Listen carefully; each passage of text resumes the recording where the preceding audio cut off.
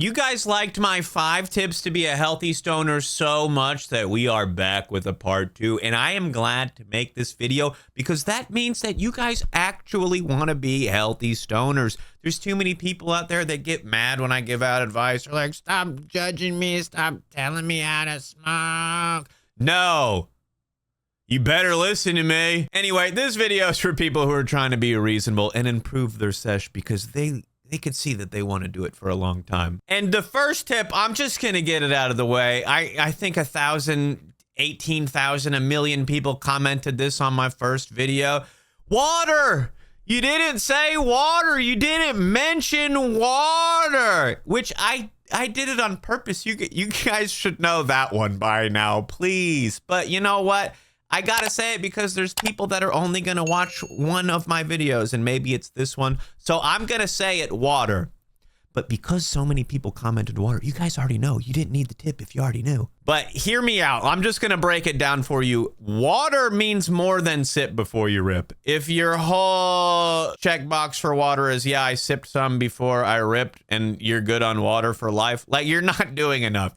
You should be drinking more water than any other liquid by far. If you're like, I don't know, I'm kind of halfway on the Monsters, halfway on the Rockstar. I don't know what you guys are drinking. You should be drinking more water than anything. When you are hydrated, and I'm not just talking you had 4 sips of water 20 minutes ago. When you're actually hydrated and your body has the correct levels of hydration, when you're not just completely dried out on the inside, not only is that healthier for you overall, but it makes the whole process of getting high easier and more enjoyable. Like, if you're dehydrated, it's like a desert inside of you. You put smoke in there, yeah, you're gonna have a problem. But if you're very well hydrated and you add a little smoke there, it's not as big of a deal. It makes the whole process better. It makes the hit smoother. It makes you cough less. And you're actually hydrated. There's a lot of people that picked up on my sip before you rip tip years ago, and now they're like, bro, my whole life has changed. I'm actually hydrated for once in my life. There's so many people out there, they've never been hydrated once. They've never been close. And it means more than just water, right? We don't got to get into it, but there's minerals in the water. You're not just drinking toilet water. But as a general rule of thumb, just make sure you're drinking more water than any other liquid by a lot. 1 cup of coffee, several cups of water. All right, before we get into tip number 2, I got to tell you, check out my Twitch stream. YouTube doesn't pay me. I can't even do cool stuff over here. If I show you the cool stuff or talk about the cool stuff, they ding me and restrict me. So pop over to the Twitch. We go live 9 p.m. Eastern, 6 p.m. Pacific. But tip number 2 is exercise. And I don't want to go. I don't want to do it. Exercising is not only good for you in your life, but it makes you get higher when you go to do it. Like, if you just roll off the couch and blah, blah, blah, take a rip, you're going to get high. Sure, right? But if you go run a few miles and then as you're catching your breath and cooling down, you take that same rip, you're going to get way higher. You're going to get a fun new level of high if you've never done this before. You're going to enter new galaxies. Look, exercising helps you to keep that tolerance low. It helps to flush your system so that way when you go to smoke again, it's hitting harder. Now, I will say, you know, everybody's going to have their own exercise workout routine. I think right now I'm on, like, it varies, but I get like 2 days of cardio in a week. I'll do cardio, and then the day after, I'll do some like weighted calisthenics or something, some pull-ups with a plate strapped around me or some dips or something like that. But everybody's exercise routine is going to vary depending on their schedule or whatever.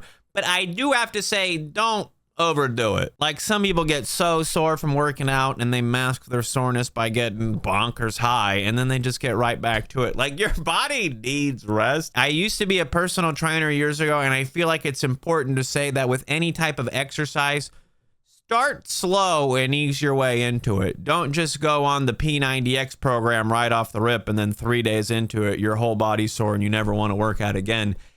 Ease your way into working out. It's one of those things that the more in shape you get, the more working out you do, the more you want to do. But there's a lot of people that they start off with treating it as a chore, and they're like, I have to do 45 minutes on the exercise bike, when they probably should have done 25 minutes. So try to enjoy yourself when you're doing it. Make sure you're resting and taking breaks. And exercise can be fun. Like, you don't have to just go to the gym and do cable machines all day. You can go play basketball. You can go ride a bike. You can go on a run. You can go swimming, snowboarding, surfing. There's tons of stuff out there that you could do. That's exercise. That's not just, oh, I'm at Planet Fitness doing this for an hour. Also, if you're trying to get in shape, don't go to Planet Fitness unless you really like pizza. Tip number 3, I think, was a pretty popular comment on the last video. I had this in mind for a part 2, but mixing up what you do. I talked about vaping over smoking in the last video, but there's other ways to consume. It doesn't have to be all vapor. You have things like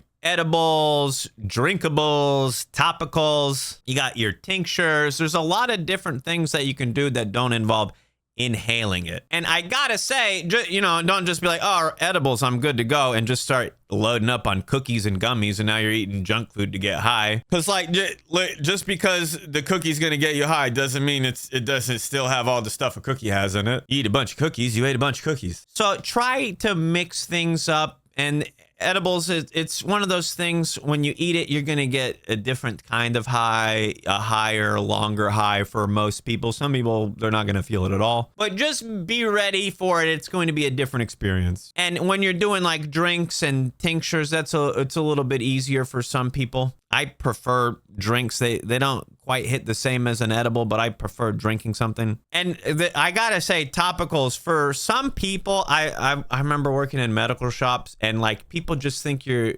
like trying to steer them wrong with a topical. Like, I had this lady come in all the time, and she's like, my arm hurts. My arm always hurts. And she'd just get stuff to smoke to make it feel better. And we'd always be like, just try this.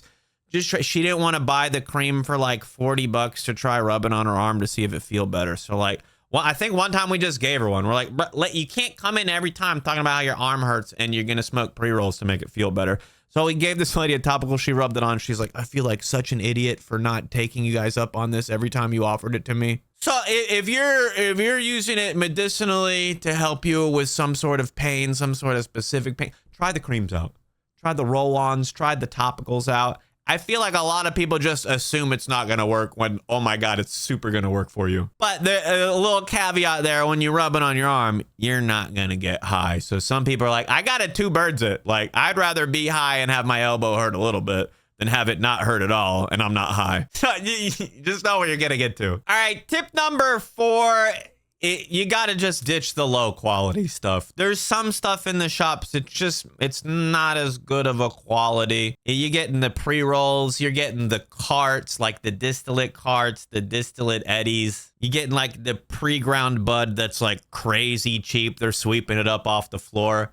Like, if you're getting the stuff that's so cheap at the shop just so you can be smoking more, this is what people do. They're like, well, I can get twice as much if it's half as good. And then they just end up having to smoke twice as much to get high. And then we're in this whole loop of, now I got to smoke way more because it's lower quality, but I can't be as healthy with it or moderate myself with it because it's like low potency, low quality. You want to really take the tip of moderation from my last video as serious as you can, because it's one of the biggest tips that helps people. It's like an eye opener once people realize that you, in fact, can't be high all day, every day. And I know somebody's watching like, watch me. You're so cool, bud.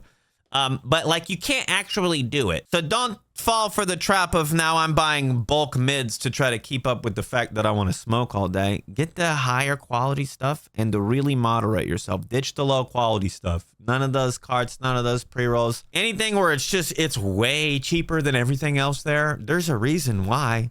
There's a reason why it's way cheaper. Just be cautious of that kind of stuff. And it varies between shops. Some shops have decent pre-rolls. Some shops you couldn't pay me to even light one up. All right, and this brings me on to the last tip, number 5 here. And I hope this one isn't too controversial, and I hope that you're going to listen to my reasoning, but get legal stuff. If you're getting something, make sure it's legal. If it's legal, in the most case, you can still have some funny business behind the scenes, but if it's legal, that means most likely it was lab tested and grown by, we'll say, professional. Look, the guy just started 3 weeks ago. They just finished training him. He's a professional. But the legal stuff, I'm not saying just because it's legal, it's going to be good to go. But you're going to have a much higher chance of it being good quality or not having something that you wouldn't want in it. When they do these lab tests, they're checking for pesticides and heavy metals, mold. They're checking for a lot of stuff that like your local grower's not checking for, your local plug.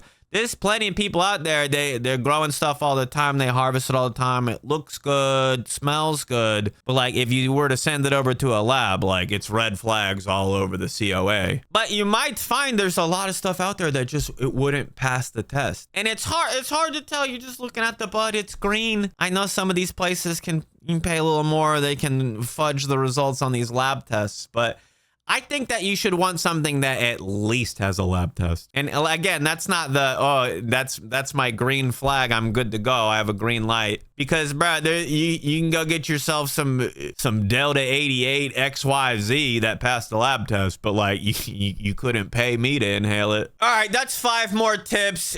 Drop a comment. Leave me some of your tips. Should we try to squeeze a part 3 out of this? Leave me your healthy stoner tips. We'll see what we can do. And look, come check out the Twitch stream. We go live 9 p.m. Eastern, 6 p.m. Pacific. Where are you at? Have a lit day, my dudes.